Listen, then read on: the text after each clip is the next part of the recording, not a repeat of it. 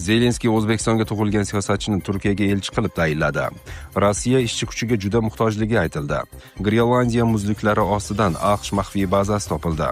Zelenskiy: Ukraina har qanday muzokaraga tayyor. Putin bilan uchrashmagunimizcha hech narsa bo'lmaydi. Tramp urushni tugatish haqida. G'arb Rossiyaga qarshi suyakni chil-chil qiluvchi sanksiyalar qo'llashi mumkin. Tramp G'azoni erkin hududga aylantirish haqida gapirdi. Zelenskiy: Ukraina har qanday muzokaraga tayyor. Ukraina rahbari Turkiyada o'tadigan uchrashuvda Rossiya vakili kim bo'lishi hozircha noma'lumligini bildirdi. Ukraina prezidenti Vladimir Zelenskiy 15-may kuni Turkiyada o'tadigan muzokaralarda Rossiya tomonidan kim ishtirok etishini kutmoqda. Bu haqda u urushning 1176-kuni yakunlari bo'yicha qilgan murojaatida ma'lum qildi. Dunyo Putindan oddiygina ha degan javobni kutayotgan bir vaqtda u yana Ukrainani o'qqa tutmoqda. Buning harbiy jihatdan foydasi yo'q. Bu urushni cho'zishdan boshqa narsa emas, dedi Zelenskiy. Uning aytishicha, Rossiyadan kelayotgan bayonotlar hozircha ishonchli emas. Rossiya tomonidan kim kelishini kutyapman. Shunga qarab Ukraina qanday qadam tashlash kerakligini hal qilamiz, deb ta'kidlagan Zelenskiy. Shuningdek, Zelenskiy AQSh sobiq prezidenti Donald Tramp ham muzokaralarda ishtirok etish ehtimoli borligini eslatib o'tdi. Bu eng kuchli argument bo'lishi mumkin. Putin bilan uchrashmagunimizcha hech narsa bo'lmaydi. Tramp urushni tugatish haqida.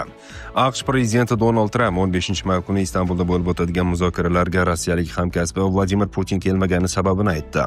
Bu haqda u Qatardagi tashrifi davomida jurnalistlarga ma'lum qildi. Trampning so'zlariga ko'ra, u Istanbulga bormagani uchun Rossiya prezidenti ham tashrif buyurmagan. Agar men bormasam, nega u kelish kerak? Chunki men bormoqchi emasdim. Men borardim, lekin borishni rejalashtirmadim, dedi Tramp. AQSh prezidenti zarurat tug'ilsa 16-may kuni muzokaralar uchun Istanbulga borishini qo'shimcha qilgan. Zelenskiy esa muzokaralarga kelgan Rossiya delegatsiyasi qaror qabul qilish vakolatiga ega emasligini aytgan. Rossiyada kim qaror qabul qilishini hammamiz bilamiz, degan Ukraina prezidenti. Tramp G'azoni erkin hududga aylantirish haqida gapirdi. Qatardagi AQShning eng yirik harbiy bazasi Al-Udeydga tashrif buyurgan Donald Tramp G'azo uchun juda yaxshi g'oyalar borligini aytdi. Agar AQSh bu hududni o'z nazoratiga olsa va erkinlik zonasi qilsa, men bundan faxrlanardim, degan Tramp. Qatarga tashrifi davomida AQSh prezidenti Donald Tramp amirlikdagi Al-Udeyd harbiy bazasi yetib keldi. Tadbirda AQSh va Qatar harbiylari ham qatnashmoqda. U o'z chiqishida G'azo bo'yicha rejalarini aytgan. Menda G'azo uchun juda yaxshi g'oyalar bor. Uni Freedom Zone, ya'ni erkinlik zonasiga aylantirish. AQSh bu ishga aralashib, G'azo shunchaki erkin hududga aylantirilishi kerak, deya Trampning so'zlarini keltirmoqda Al Jazeera nashri. Menda havo suratlari bor. Deyarli birorta bino butun qolmagan. Bu yerda biror bir narsani saqlab qolishga urinyapsiz deyish ham qiyin.